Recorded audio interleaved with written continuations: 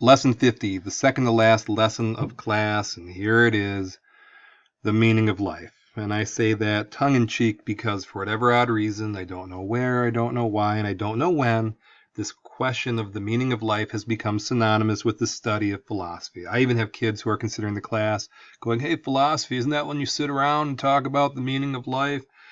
Unfortunately, that's a mentality that is out there. And in my travels, telling people that I am a philosophy teacher at a high school, I have received the following sentiments: that philosophy is this ancient study, it's, Socrates and Plato and Aristotle, and has no business in modern times. And its professors are these uptight, stodgy eccentrics that can't get along with other people, and the students that take it are a bunch of shiftless ne'er-do-wells burning their parents' money. Now, this is anecdotal, but here's some evidence how people see philosophy. Senator Marco Rubio, U.S. Senator, quoted, "We need more welders and less philosophers." And Senator Rubio, I'm all with you about needing more skilled tradespeople. That's true.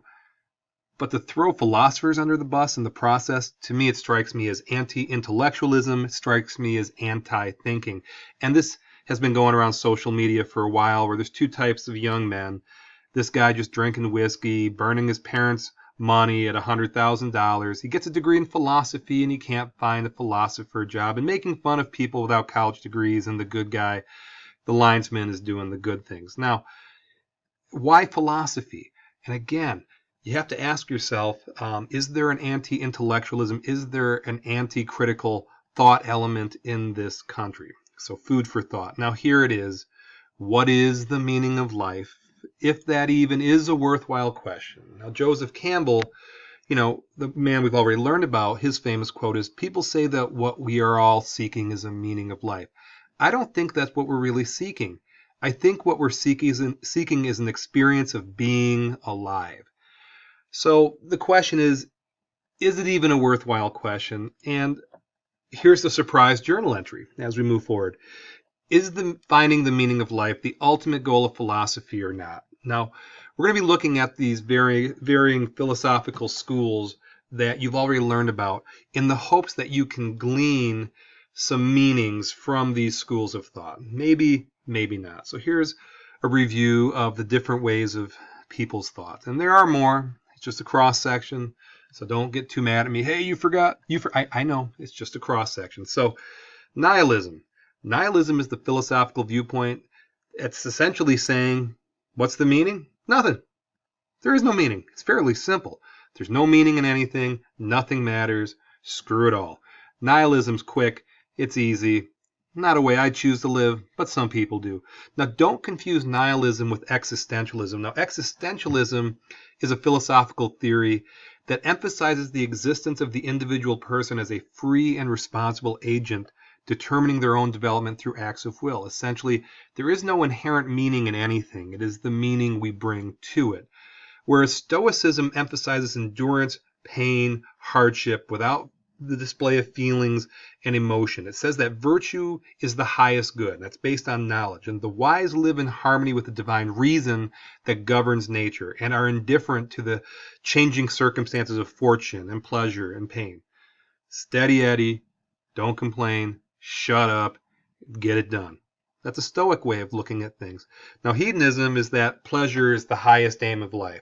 Hey, if it feels good, do it. Hey, you know what? I want to go drink, 12-pack of beer, need a whole large pizza and a whole bucket of chicken. Well, you pay, you play. But again, some people believe hedonism is the philosophy they adhere to. Now, don't confuse hedonism with Epicureanism. Now, Epicureanism is a form of hedonism, but it's of a restrained kind, where mental pleasure was regarded more highly than physical, and that the ultimate pleasure was to be held in freedom from anxiety and mental pain. So have you ever had these nice moments? You come in from a cold winter day and have a cup of hot chocolate, or you beat somebody at chess and it's got that satisfying feeling. So Epicureanism is that the best way to live is to free yourself from anxiety and mental pain. That's Epicureanism.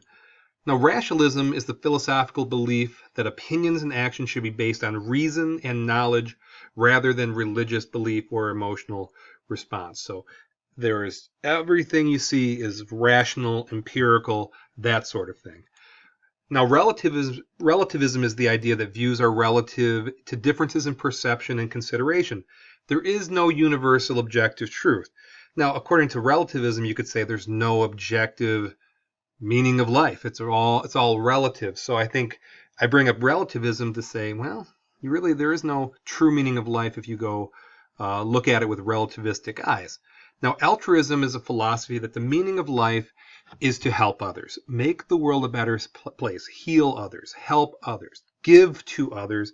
And by doing that, you are deriving meaning. And some people live that way.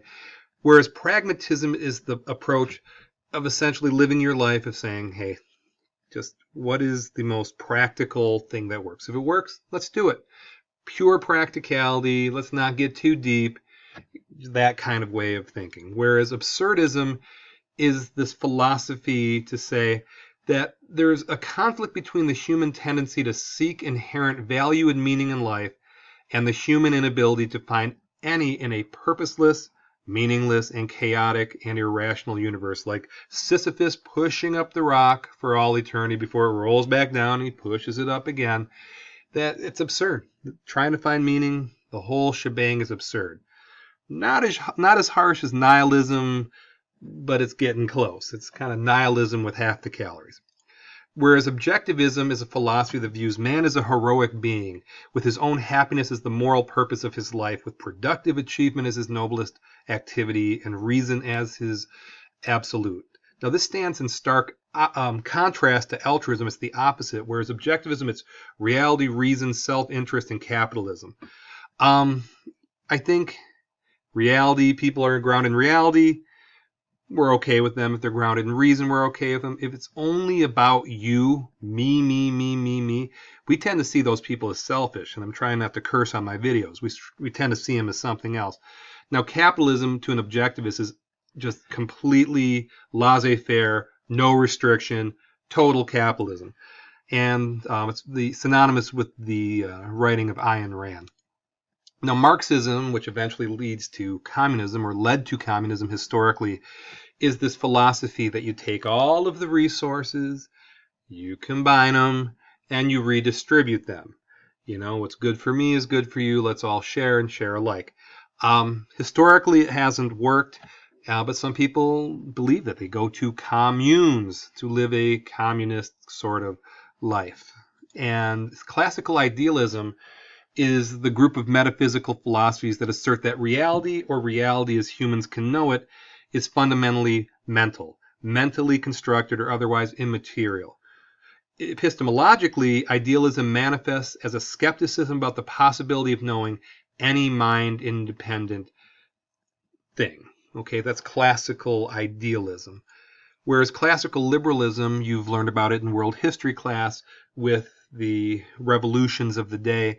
It's a political ideology and a branch of liberalism which advocates civil liberties under the rule of law with an emphasis on economic freedom. Yes, that is the American founders' vision. And it's not, don't confuse this with modern liberalism, you know, left wing, right wing. It really is the foundation of the Constitution of the United States. And then religious traditions. Now, a lot of people glean their meaning of life through their various religious traditions. Now, all religions have philosophies, but not all philosophies have religion, if you can follow me. So you can subscribe to any of these, and they'll tell you exactly the meaning of life, what the purpose is. And some people just will listen to that and make that their meaning of life. So anyway, here it is. Here's the expected journal entry at the end of class. So going through this, I'm going to reiterate the question I asked you a little bit ago. Is finding the meaning of life the ultimate goal of philosophy or not? Now, which aspects of the varying philosophical schools do you draw from to form your personal meaning? So I am curious to what you wrote, and please do me a favor as you move forward. Please dispel this myth that all philosophy classes is a circular argument around what the meaning of life is. And don't see it as that stereotypical way of looking at the question. But my point of today was to revisit those philosophical schools of thought and apply it to how you personally think. And hopefully you got that today. So thank you for watching.